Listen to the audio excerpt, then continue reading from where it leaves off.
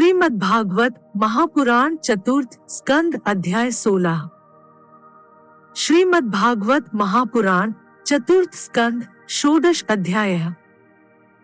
वंदीजन द्वारा महाराज पृथु की स्तुति। श्री मैत्रेय जी कहते हैं, महाराज पृथु ने जब इस प्रकार कहा तब उनके वचनामृत का आस्वादन करके सूत आदि गायक लोग बड़े प्रसन्न हुए। फिर वे मुनियों की प्रेरणा से उनकी इस प्रकार स्तुति करने लगे। आप साक्षात देव प्रवर श्री नारायण ही हैं, जो अपनी माया से अवतीर्ण हुए हैं। हम आपकी महिमा का वर्णन करने में समर्थ नहीं हैं। आपने जन्म तो राजा वेन के मृतक शरीर से लिया है, किंतु आपके पौरुषों का वर्णन करने में साक्षात ब्रह्मादि की बुद्धि भी चकरा जाती है। तथापि आपके कथामृत के आस्वादन में आदर बुद्धि रखकर मुनियों के उपदेश के अनुसार उन्हीं की प्रेरणा से हम आपके परम प्रशंसनीय कर्मों का कुछ विस्तार करना चाहते हैं।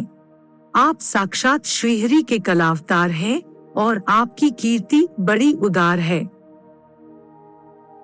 ये धर्मधारियों में श्रेष्ठ महाराज पृथु लोक को धर्म में प्रवृत्त करके धर्म मर्यादा की रक्षा करेंगे तथा उसके विरोधियों को दंड देंगे।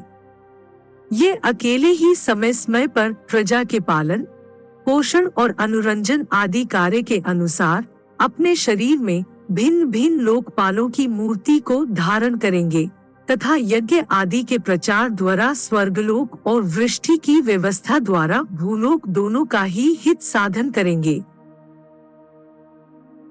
ये सूर्य के समान अलौकिक, महिमान्वित, प्रतापवान और समदर्शी होंगे। जिस प्रकार सूर्य देवता 8 महीने तपते रहकर जल खींचते हैं और वर्षा ऋतु में उसे उड़ेल देते हैं, उसी प्रकार ये कर आदि के द्वारा कभी धन संचय करेंगे और कभी उसका प्रजा के हित के लिए व्यय कर डालेंगे।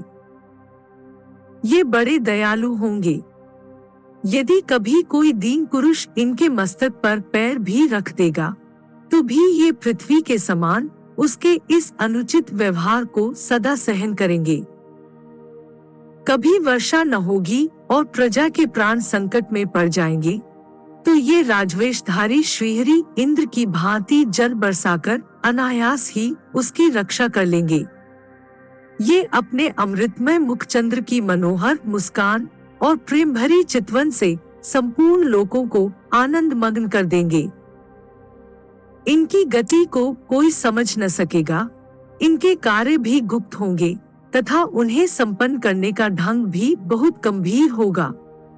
इनका धन सदा सुरक्षित रहेगा। ये अनंत महात्म्य और गुणों के एकमात्र आश्रय होंगे। इस प्रकार मनस्वी पृथु साक्षात वरुण के ही समान होंगे। महाराज पृथु वेनरूप अग्नि के मंथन से प्रकट हुए अग्नि के समान हैं।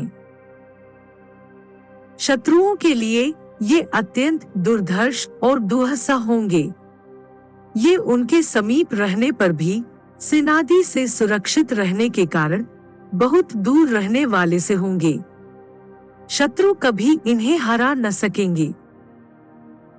जिस प्रकार प्राणियों के भीतर रहने वाला प्राणरूप सूत्रात्मा शरीर के भीतर बाहर के समस्त व्यापारों को देखते रहने पर भी उदासीन रहता है, उसी प्रकार ये गुप्तचरों के द्वारा प्राणियों के गुप्त और प्रकट सभी प्रकार के व्यापार देखते हुए भी अपनी निंदा और स्तुति आदि के प्रति उदासीनवत रहेंगे। ये धर्म मार्ग में स्थित रहकर अपने शत्रु के पुत्र को भी दंडनीय न होने पर कोई न दंड ने देंगे और दंडनीय होने पर तो अपने पुत्र को भी दंड देंगे। भगवान सूर्य मानसोत्तर पर्वत तक जितने प्रदेश को अपनी किरणों से प्रकाशित करते हैं, उस संपूर्ण क्षेत्र में इनका निष्कंटक राज्य रहेगा। ये अपने कार्यों से सब लोगों को सुख पहुंचावेंगे, उनका रंजन करेंगे। इससे उन मनोरंजनात्मक व्यापारों के कारण प्रजा इन्हें राजा कहेगी। ये बड़े दृढ़ संकल्प, सत्य प्रतिज्ञ, ब्राह्मण भक्त, वृद्धों की सेवा करने वाले, शरणागत वत्सल, सब प्राणियों को मान देने वाले और दीनों पर दया करने वाले होंगे। ये परस्त्री में माता के समान भक्ति रखेंगे, पत्नी को अपने आधे अंग के समान मानेंगे, प्रजा पर पिता के समान प्रेम रखेंगे और ब्रह्मवादियों के सेवक होंगे। दूसरे प्राणी इन्हें उतना ही चाहेंगे जितना अपने शरीर को। ये सुहृदों के आनंद को बढ़ाएंगे। ये सर्वदा वैराग्यवान पुरुषों से विशेष प्रेम करेंगे और दुष्टों को दंडपाणी यमराज के समान सदा दंड देने के लिए उद्यत रहेंगे। तीनों गुणों के अधिष्ठाता और निर्विकार साक्षात श्री नारायण ने ही इनके रूप में अपने अंश से अवतार लिया है, जिनमें पंडित लोग अविद्यावश प्रतीत होने वाले इस नानात्व को मिथ्या ही समझते हैं। ये अद्वितीय वीर और एक छत्र सम्राट होकर अकेले ही उद्याचल पर्यंत समस्त भूमंडल की रक्षा करेंगे तथा अपने जयशील रथ पर चढ़कर धनुष हाथ में लिए सूर्य के समान सर्वत्र प्रदक्षिणा करेंगे। उस समय जहाँ तहाँ सभी लोकपाल और पृथ्वीपाल इन्हें भेंटे समर्पण करेंगे। उनकी स्त्रियां इनका गुणगान करेंगी और इन आदिराज को साक्षात श्रीहरि ही समझेंगी। ये प्रजापालक राजाधिराज होकर प्रजा के जीवन निर्वाह के लिए गोरूप धारिणी पृथ्वी का दोहन करेंगे और इंद्र के समान अपने धनुष के कोनों से बातों की बात में पर्वतों को तोड़ फोड़कर पृथ्वी को समतल कर देंगे। रणभूमि में कोई भी इनका वेग नहीं सह सकेगा।